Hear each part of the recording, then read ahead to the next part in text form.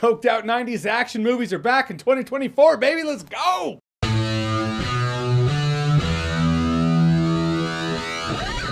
And for the YouTube censor algorithm robot, I was talking about Coca-Cola. What do you think I was talking about? So Beekeeper stars Jason Statham, which means you know exactly what this movie's gonna be. He's pretty reliable in that sense. It's like when you see Liam Neeson in a movie trailer and he's like, honey, how's it going? Happy Thanksgiving. You're like, oh, okay, so that's the family that's gonna die so we can go on his rampage. Same thing, when you see Jason Statham in here and he's like, yeah, I'm a beekeeper.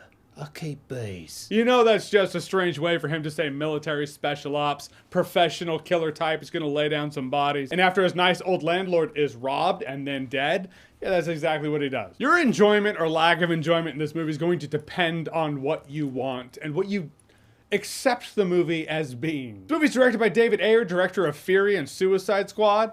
Not that the Suicide Squad remake-able nonsense. No, we're talking the real deal. I will say this, the first 30 minutes or so of this movie was awesome. We're not talking cheesy 90s action movie fun awesome. I'm talking, it was actually pretty sweet. I mean, the villains, the scumbags, the baddies, they seemed a little cartoony, but for the most part, it's this sweet, nice old lady who gets scammed with one of those online pop-ups, and she calls, she's like, oh, it looks like I have a virus. Can you help me? Here's my IP address. That's real shit that's out there. My mom almost got hit with one of those things. It's no joke. Don't fuck with the elderly. That's the lesson here. That first building he takes out, I'm just saying it was satisfying. I mean, if you're not at all a 90s action movie fan, we'll pass this one by.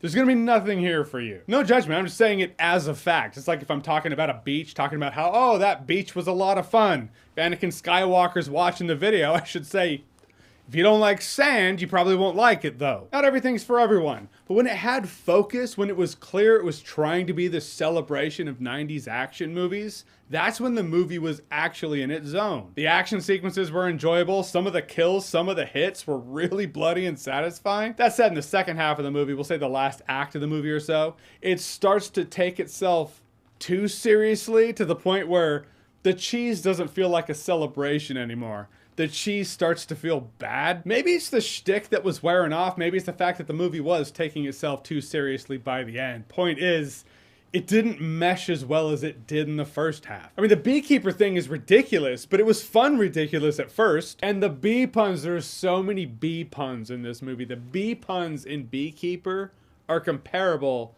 to the ice cold and freezing puns in Batman and Robin. It's funny at first, then it just gets out of control, but that is the decade they're pulling from, I think. But it's when people start talking about him and they're like, look, we have to deal with the beekeeper. You don't understand.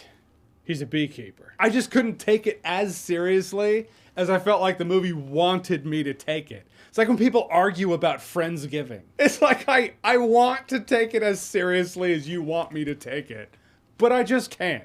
Because you're saying it that way. Low-key, it has a really solid cast. Jeremy Irons is in the movie. Josh Hutcherson, I thought, was great as, what was his name, Hunter? This movie is so dollar store John Wick. You know, it's just, you can see the makeup in here. You can see the DNA of it. The quiet, retired professional killer type. Some rich shithead causes death in his life that brings him out of retirement. Now he's going after that young rich shithead. The young rich punk's father figure who's in the know, who knows the kind of damage this assassin coming out of retirement is going to bring down on them. There's even the super secret underground call center. You can tell someone was like, okay, John Wick, but hear me out on this. A beekeeper. But unlike John Wick, we'll have these stretches, particularly in the second half where the action slows down. Concentrate on these two FBI people that I personally didn't give a shit about. I should have, because one of them is the daughter of the old lady who died. I feel like there should be more care there, but I just didn't care. Also, their dynamic was weird. He was like, oh, hey, you like fires? Your mom's old house, it's burning down, let's go. Also, like, her mom who died yesterday? You want to deliver that with some gloves on there, buddy? Holy shit. Yeah, in the end, it's a Jason Statham action movie that totally throws back to cheesy 90s action movies.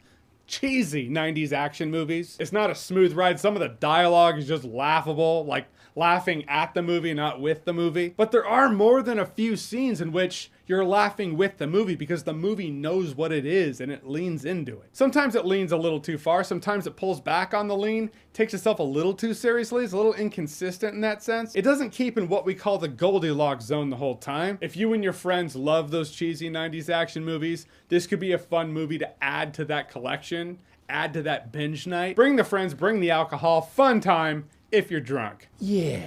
Now it's a party. All right, so The Beekeeper, have you seen it? What did you think about it? Or what's your favorite 90s throwback action movie? Not from the 90s. I feel like I asked you that recently. Well, I haven't asked you that in 2024. Let this be the first time. Whatever it is, whatever you think, comment below, let me know. And as always, if you like what you've seen here and you want to see more, click right here to see more.